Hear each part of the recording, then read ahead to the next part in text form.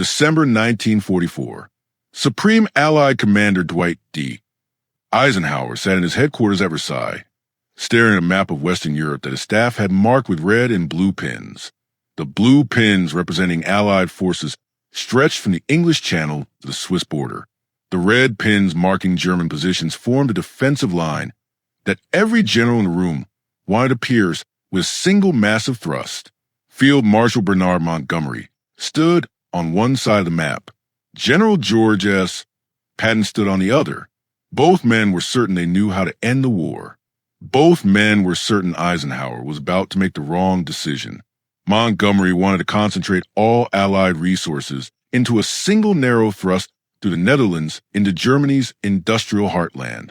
One massive spearhead with overwhelming force.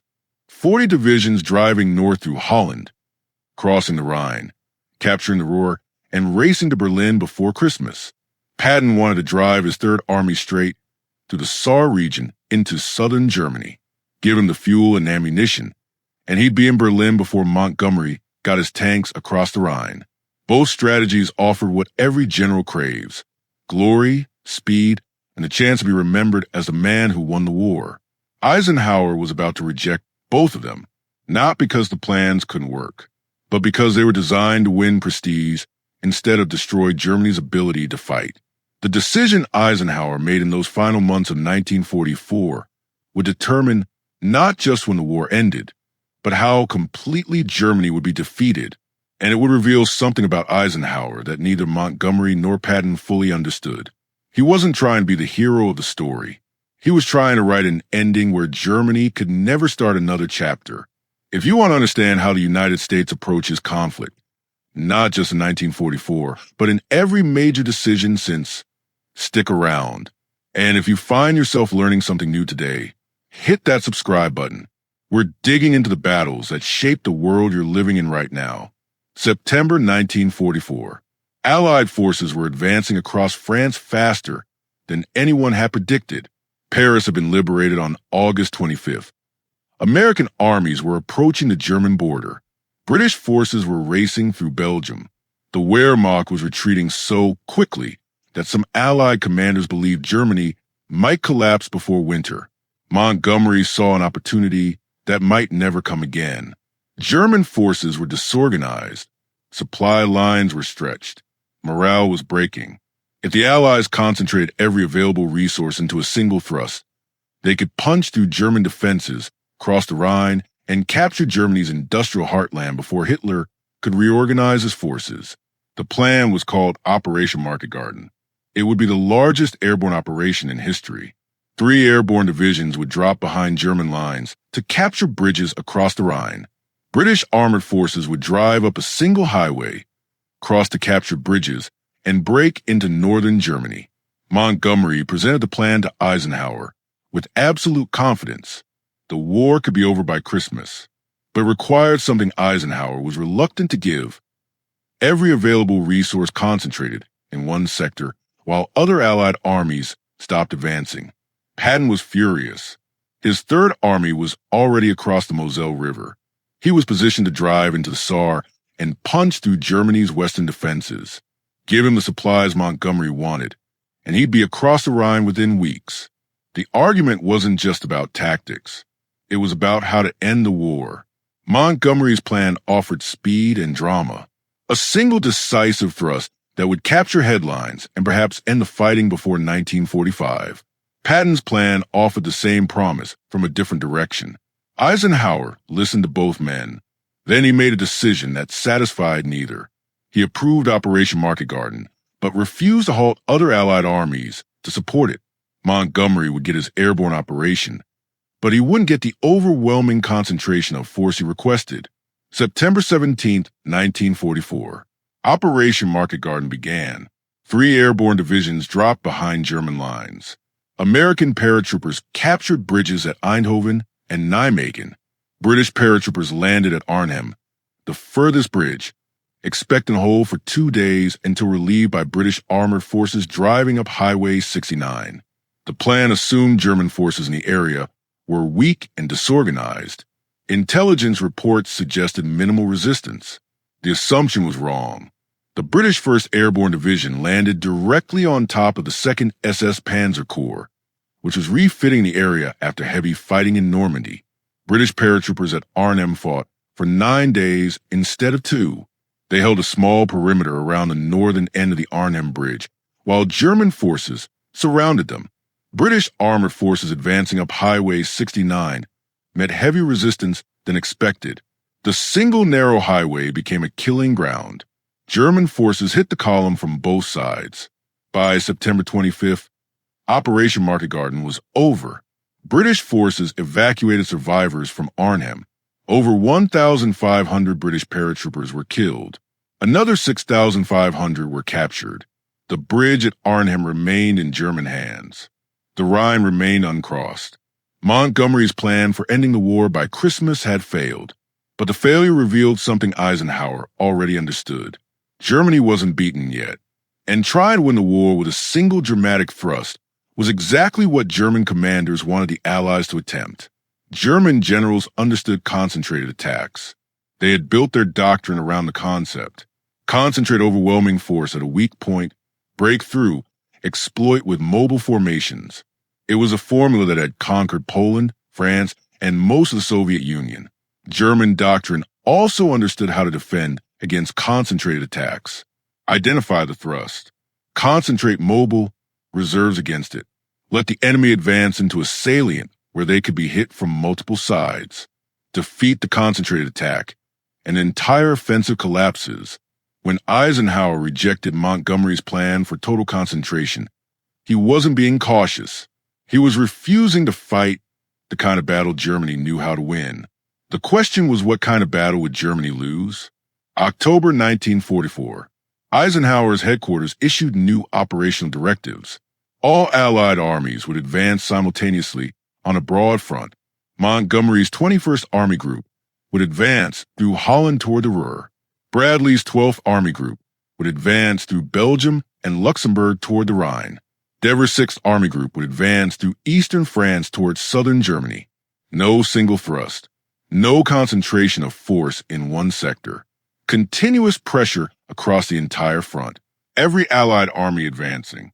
Every German division engaged. Montgomery was livid. He called the strategy un-American. He meant it as an insult, but Eisenhower took it as an accurate description.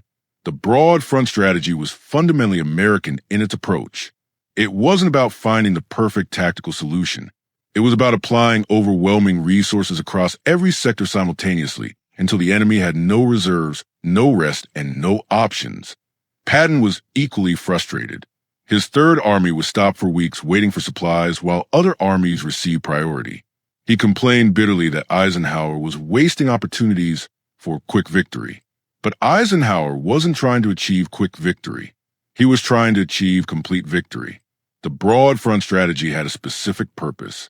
It forced Germany to defend everywhere simultaneously. German mobile reserves couldn't concentrate against a single threat because threats existed in every sector. When German forces moved reserves to stop one Allied advance, a different Allied army would break through in another sector. For German commanders, it was strategic paralysis. They couldn't win defensively by trading space for time because they had no space to trade. They couldn't win offensively by concentrating mobile reserves for counterattack because Allied air superiority made large-scale movements nearly impossible. The broad front wasn't elegant. It wasn't fast, but it was suffocating. German Field Marshal Gerd von Rundstedt commanded German forces defending Western Europe. In October 1944, he reported to Hitler that the strategic situation was hopeless. Allied forces were advancing simultaneously across the entire front. German reserves were being consumed faster than replacements could arrive. Every defensive line was under pressure. There was no sector where German forces could rest and refit. Hitler rejected Rundstedt's assessment. Germany would counterattack. One massive offensive to split Allied forces, recapture Antwerp, and force the Western Allies to negotiate. The plan became a battle of the bulge, and it proved exactly why Eisenhower's broad front strategy was devastating German military capability. December 16, 1944. German forces launched their last major offensive in the West. 20 divisions attacked through the Ardennes forest, hitting American positions held by 4 divisions spread across an 80-mile front. The attack achieved complete tactical surprise. German armor broke through American lines and advanced rapidly toward the Meuse River. For 5 days, it looked like Hitler's gamble might succeed. German spearheads penetrated 50 miles into Allied positions. American forces in Bastogne were surrounded. If German armor reached the Meuse and captured Antwerp, the entire Allied supply system would collapse. But the Battle of the Bulge revealed what Eisenhower's broad front strategy had accomplished. Germany had scraped together 20 divisions for the offensive by stripping every other sector of reserves. When the attack began, there were no German reserves anywhere else on the Western Front. Allied forces in every other sector faced German defenders who couldn't be reinforced. Eisenhower's response to the German offensive was immediate and comprehensive. He didn't panic. He didn't try to retreat and consolidate. He ordered Allied armies on both sides of the German penetration to attack inward, cutting off the German salient. Patton's Third Army pivoted north and attacked toward Bastogne. Within 72 hours, Montgomery's forces attacked from the north. The Germans weren't just stopped. They were trapped in a salient with no reserves and no way to retreat. By January 1945, the Battle of the Bulge was over. Germany had lost over 100,000 casualties and most of their remaining armor. The forces Hitler had concentrated for the offensive were destroyed, and because Germany had stripped other sectors to create the attacking force, Allied armies across the entire front faced weakened German defenses. The Battle of the Bulge was Germany's last offensive. It was also the moment when Eisenhower's strategy proved its purpose. Germany couldn't win by concentrating forces for offensive action because the broad front gave them no sector where they could safely concentrate. Germany couldn't win by defending because every sector was under simultaneous pressure. The Wehrmacht wasn't just losing battles. It was being systematically destroyed as a fighting force. January 1945, Allied forces resumed offensive operations across the entire Western Front. In the north, Montgomery's forces advanced toward the Rhine. In the center, Bradley's armies pushed through the Siegfried Line.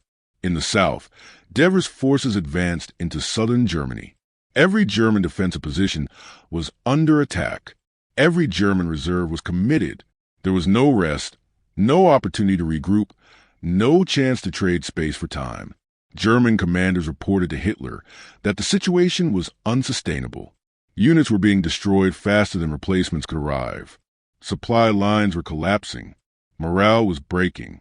The Wehrmacht was dissolving. Hitler ordered forces to fight for every meter of ground. Retreat without orders meant execution. But orders to stand and die didn't change battlefield mathematics. Allied forces had overwhelming superiority in men, equipment, and supplies. German forces were fighting with depleted units, inadequate supplies, and no hope of reinforcement. March 1945. Allied forces crossed the Rhine at multiple points simultaneously.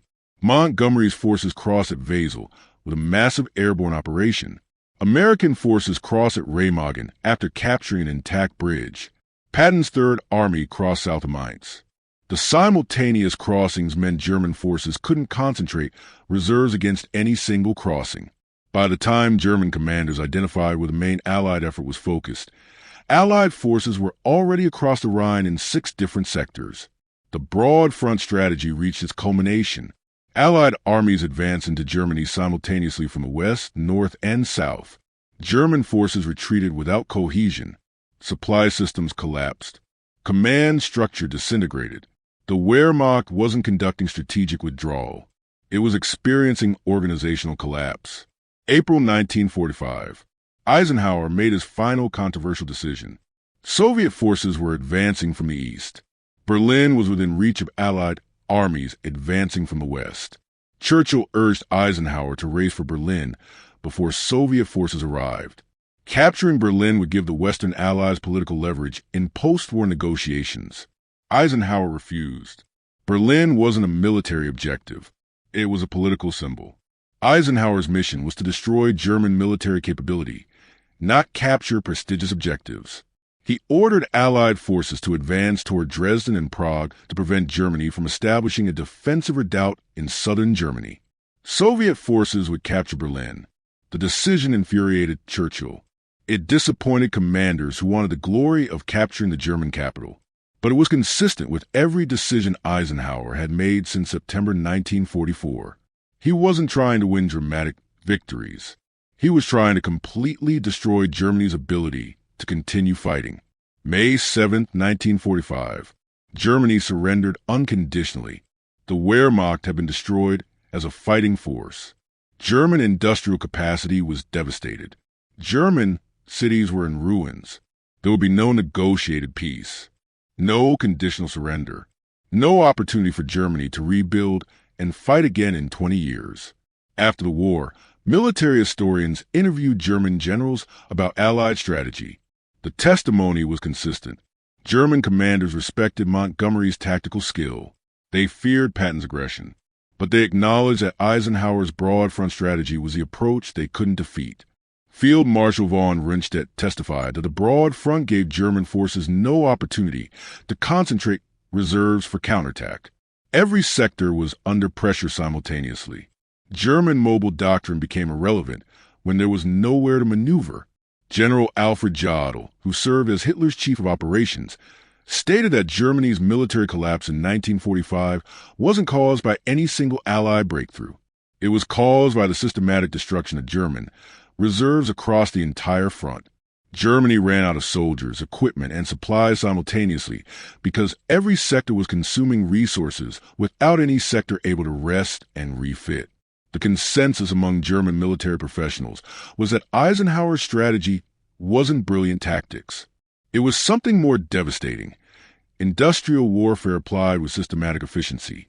The Allies didn't need to find Germany's weak point. They attacked every point simultaneously until Germany had no strong points left. Eisenhower's decision to choose pressure over prestige wasn't about military theory. It was about understanding what American advantages actually were. The United States didn't have better generals than Germany. It didn't have better tanks. It didn't have superior tactical doctrine. What the United States had was overwhelming industrial capacity and the ability to sustain operations across multiple fronts simultaneously. Eisenhower built a strategy that exploited American advantages rather than trying to match German tactical excellence. Montgomery wanted to be the general who won the war with a brilliant thrust. Patton wanted to be the general who raced to Berlin. Eisenhower wanted to be the commander who made sure Germany could never fight again. He understood that prestige fades, but strategic exhaustion is permanent. The broad front strategy destroyed Germany's military capability so completely that there was no possibility of continued resistance. No Nazi leadership could retreat to southern Germany and continue fighting. No Wehrmacht units could establish defensive positions and trade space for time. The entire German military machine was systematically dismantled. That was the point. Eisenhower wasn't trying to win quickly. He was trying to win permanently. And the method he chose, continuous pressure across every sector simultaneously, proved to be exactly what American industrial capacity could sustain and German military capacity couldn't survive. Think about what that means in practical terms. By April 1945, German forces weren't just retreating. They were disintegrating. Units lost contact with higher command. Supply systems collapsed completely. Officers couldn't get orders. Soldiers couldn't get ammunition. The Wehrmacht wasn't conducting an orderly withdrawal to prepare defensive positions. It was experiencing organizational death. This wasn't an accident. This was exactly what Eisenhower's strategy was designed to achieve.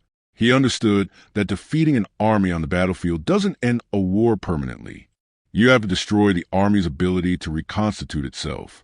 You have to exhaust reserves so completely that there's nothing left to rebuild with.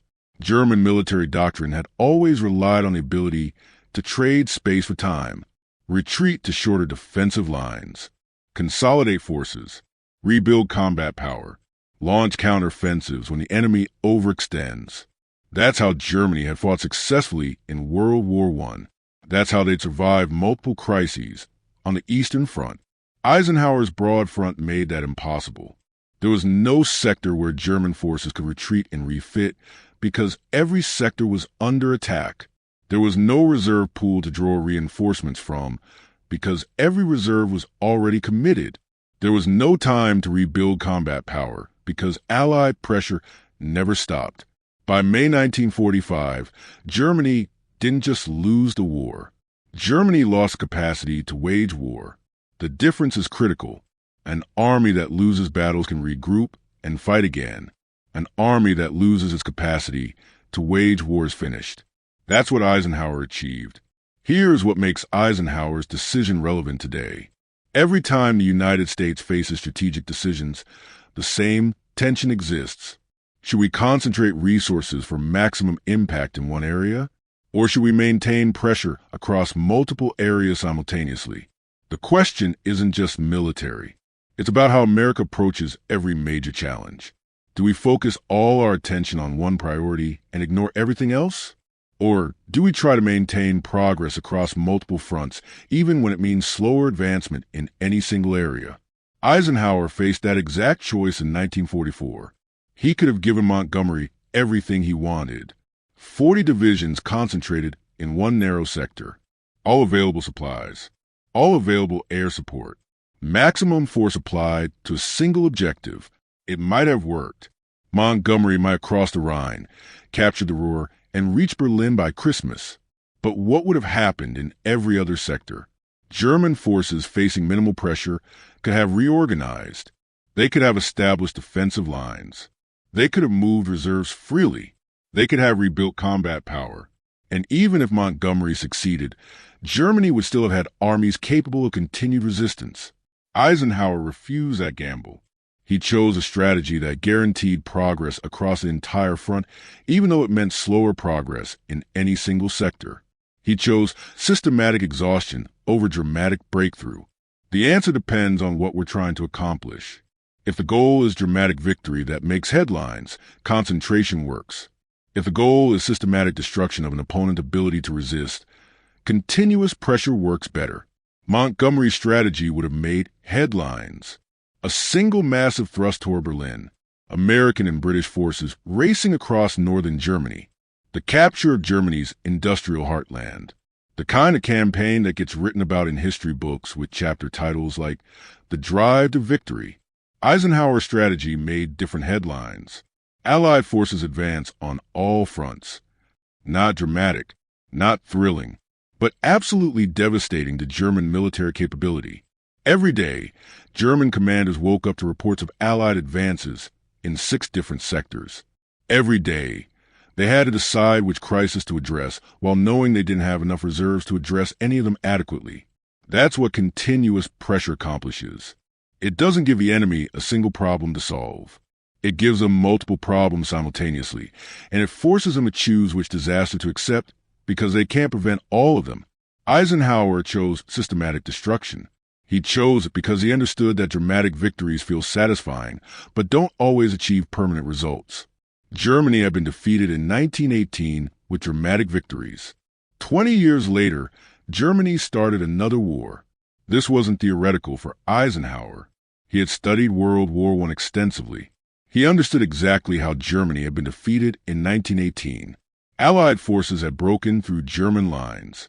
Germany had signed an armistice. The Kaiser had abdicated. German forces had returned home. But the German army had never been destroyed. German industrial capacity had never been exhausted. German military leadership had remained intact. When the armistice was signed, German forces still held defensive positions on foreign soil. The German homeland had never been invaded. The Wehrmacht had never experienced complete organizational collapse.